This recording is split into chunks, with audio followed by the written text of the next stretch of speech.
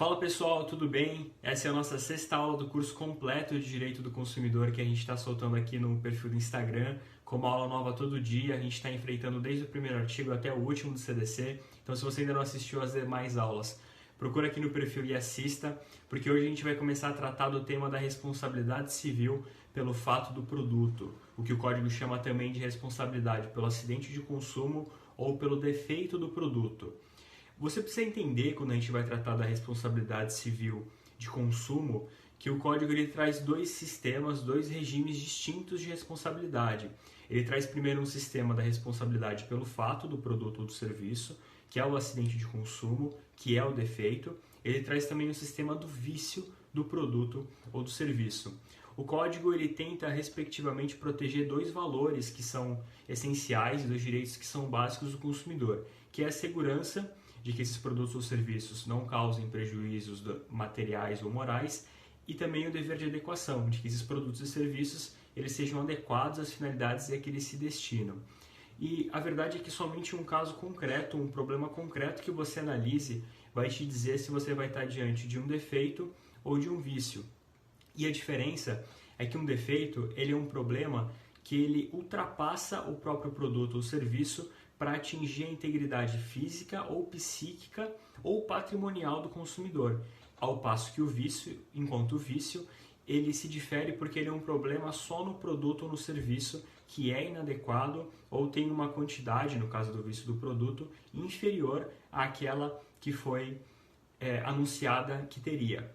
Então, a gente vai tratar hoje especificamente do defeito do produto, que é o artigo 12 e o artigo 13 do código, são esse tema tratado nesses dois artigos, e esmiuçar para vocês quais são as consequências.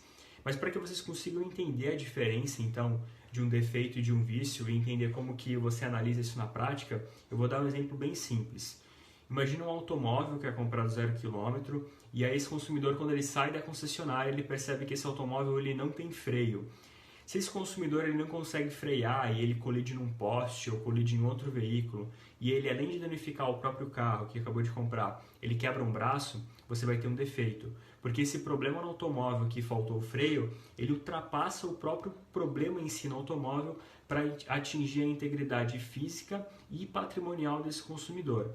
Agora, se nesse mesmo caso, esse automóvel que não tem freio, o consumidor ele consegue diminuir a velocidade do carro e colocar esse veículo em segurança no acostamento ou algo do tipo, você vai ter um vício, porque esse produto ele vai ser inadequado ao fim a que se destina, só que você não violou necessariamente a integridade físico, psíquica ou patrimonial do consumidor.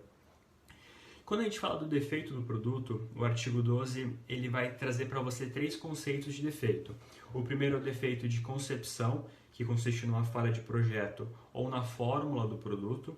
Um defeito de fabricação, que é aquele defeito que decorre da própria fabricação, da montagem, da manipulação ou do acondicionamento do produto. E um defeito de comercialização ou de informação, que está bem no finalzinho do artigo 12, que é aquele defeito que decorre de informações inadequadas ou insuficientes ou da própria apresentação incorreta, errônea desse produto. E quando a gente trata também dessa responsabilidade pelo fato do produto, o consumidor que reclama essa responsabilidade, que alega que tem direito a essa responsabilidade civil, ele tem que comprovar essencialmente dois requisitos. Primeiro, que ele sofreu um dano e que esse dano decorreu da utilização de um produto defeituoso. Isso significa, pessoal, que esse consumidor ele não precisa demonstrar que o defeito existiu. O próprio Código de Defesa do Consumidor ele inverte por força de lei, essa é uma inversão do ônus da prova legal, ele inverte por força de lei esse ônus da prova e na verdade é o fornecedor que tem que demonstrar que esse produto não tinha vício. Então, não é o consumidor que tem que demonstrar, que não tinha defeito. Não é o consumidor que tem que comprovar o defeito, é o fornecedor que tem que comprovar que o produto não tinha defeito. A lógica se inverte. E quem é o responsável por esse dano resultante do fato do produto, do acidente de consumo do produto? Se você lembrar da nossa primeira aula, lá do artigo 3º do Código de Defesa, você vai lembrar que o conceito de fornecedor ele é muito amplo e é essencialmente todo aquele que fornece um produto no mercado de consumo ou um serviço. E o artigo 12, na verdade, quando ele vai tratar da responsabilidade pelo fato do produto, ele limita essa responsabilidade a alguns fornecedores, que é o fabricante, o produtor, o construtor e o importador. A princípio, o código, quando ele trata dessa responsabilidade pelo fato do produto, pelo defeito do produto, ele não inclui o comerciante. Ou seja, o comerciante ele tem uma responsabilidade que é subsidiária. Ela só vem em casos específicos que o artigo 13 vai trazer para a gente nos 3 incisos. E o primeiro deles é quando esse comerciante ele comercializa um produto defeituoso e esse fabricante, produtor, construtor ou importador, ele não puder ser identificado. Então a gente vai trabalhar com um exemplo. Imagina um supermercado em que você tenha frutas que são comercializadas, você tenha lá maçã, banana, uma melancia, e aí nem sempre você consegue identificar quem que é o produtor desses alimentos.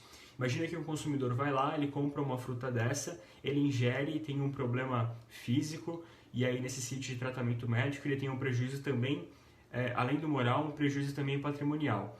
Como esse consumidor ele não pode identificar quem que é o produtor desse alimento, ele responsabiliza o comerciante, o supermercado, com base nesse artigo 13, inciso 1.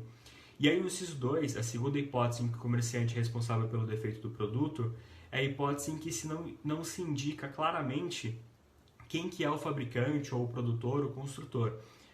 Então, veja, tem uma sutil diferença entre esse inciso 2 e o primeiro inciso, porque no primeiro você não tem a identificação de quem que é o fornecedor, e na segunda você não tem a identificação clara, e ainda assim você vai conseguir responsabilizar esse comerciante.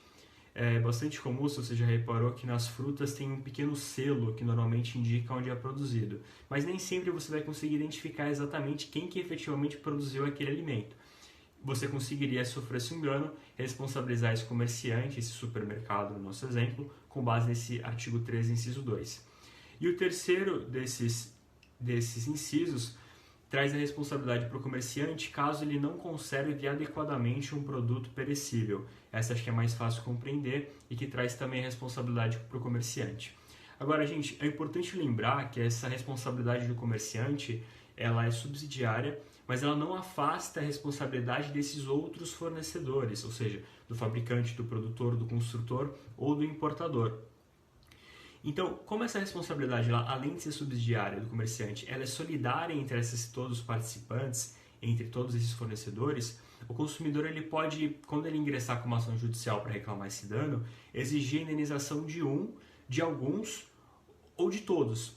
Mas caso ele entre com essa ação contra um ou alguns, aqueles que foram obrigados a indenizar o consumidor, eles vão ter naturalmente um direito de regresso contra aqueles que não foram demandados, contra aqueles que não foram processados. E o que o código traz na regra do artigo 13, parágrafo único do CDC, é que esse fornecedor que foi obrigado a pagar, ele vai ter o direito de regresso contra os demais. A questão é que ele não vai poder exercer esse direito de regresso no mesmo processo em que o consumidor está processando ele, está demandando ele. Ou seja, ele não vai poder exercer esse direito de regresso por meio da intervenção de terceiro ou da denunciação da lide. Ele vai ter que exercer esse direito de regresso por meio de uma ação autônoma. Essa é a grande questão do artigo 13. Eu vou tentar trabalhar com um exemplo para vocês, para que talvez fique um pouco mais claro, se é que não ficou com essa primeira introdução. Imagina que um consumidor ele compra então um carro que ele é importado, um carro que vem do Japão, por exemplo. Ele compra um carro da Honda. E esse carro é importado, e além da fabricante Honda, que fez esse carro no Japão, você tem uma importadora, que é uma empresa brasileira. E digamos que esse carro ele não tenha freio, ele tem um problema grave no motor, e isso resulta um defeito, um fato do produto em prejuízo desse consumidor que adquiriu esse automóvel. Ele vai poder processar, demandar tanto a importadora quanto o fabricante do automóvel. Digamos que ele só processe então essa importadora. A importadora ela vai ter direito de regresso, caso ela seja condenada, em relação ao fabricante, em face ao fabricante. O que o código não permite é que essa importadora ela exerça esse direito de regresso nessa própria ação. Ela vai ter que entrar com uma outra ação judicial para dividir, partilhar esse prejuízo que pagou ao consumidor. Essa é a lógica do artigo 13 e que cai bastante em prova. E o último tema dessa aula, o último tópico dessa aula é sobre as excludentes de responsabilidade do fato do produto, que também são importantes. E quando a gente trata das excludentes de responsabilidade, o código ele novamente inverte esse ônus da prova por força de lei E para se eximir de responsabilidade, é o fornecedor que vai ter que comprovar uma dessas 4 hipóteses que a gente vai passar, que também estão no artigo 12. Ou seja, que esse fornecedor ele não colocou o produto defeituoso no mercado. É um caso, por exemplo, de um produto que seja falsificado, o fornecedor ele não vai responder por esse defeito, por esse fato do produto, ou que, embora ele tenha comercializado, o defeito não existe. Então, no nosso exemplo, digamos que a fabricante do automóvel ela consegue demonstrar que o freio do automóvel era operante, ele era perfeito. Isso afasta a responsabilidade dessa fabricante, dessa fornecedora pelo defeito do produto. Ou ainda que a culpa é exclusiva do consumidor ou de terceiro. Então vamos por parte para esmiuçar um pouco esses 2 últimos casos. Quando o código fala que a culpa é exclusiva do consumidor, que isenta o fornecedor de responsabilidade, o código está tratando exatamente da culpa que é exclusiva do consumidor. Presta muita atenção nisso, porque significa que a culpa concorrente, ou seja, quando o consumidor também concorre para que o defeito, que o fato do produto ocorra, essa culpa concorrente ela não exclui a responsabilidade do fornecedor. O máximo que ela permite fazer é atenuar o valor da indenização que eventualmente vai ser paga, segundo o que diz a doutrina. Mas somente a culpa que seja exclusiva do consumidor, ela exclui a responsabilidade do fornecedor. E quando o código fala que a culpa é exclusiva de terceiro isenta de responsabilidade do fornecedor, a gente tem que entender o que é o terceiro. O terceiro, ele é uma pessoa que não tenha qualquer vínculo com o fornecedor, ele não tem qualquer vínculo com a relação de consumo, seja um completo estranho e que deu causa ao acontecimento que levou ao defeito que se alegava do produto. Isso é importante saber porque na prática, em provas também se explora muito isso, é muito comum que um fornecedor alegue a responsabilidade exclusiva de terceiro e tente se eximir da responsabilidade, mas na verdade o terceiro que ela alega que é terceiro é um dos colegas fornecedores da relação de consumo, ou é um fabricante, ou é um importador e por aí vai. E isso a doutrina e a jurisprudência não admitem. O terceiro, como eu disse, tem que ser um completo estranho e não algum outro fornecedor dessa cadeia de consumo. E o último tópico, quando a gente vai tratar da exclusão da responsabilidade, é entender a questão do caso fortuito e da força maior. Se vocês repararem, o código no artigo 12.13, ele não trata do caso fortuito e da força maior. Só que durante muito tempo a doutrina defendeu, e a jurisprudência também acolheu, que o caso fortuito e a força maior, eles excluiriam também a responsabilidade do fornecedor pelo fato do produto, pelo defeito do produto. O conceito do caso fortuito da força maior, essa distinção, na verdade, ela pouco importa nesse ponto, pouco importa para esse fim, porque o próprio Código Civil ele não trata de distinguir e a doutrina até hoje ela tem uma grande celeuma, uma grande controvérsia que existem autores renomados que defendem que o caso fortuito é determinado evento e vice-versa, e a força maior seria outro, e isso não gera frutos.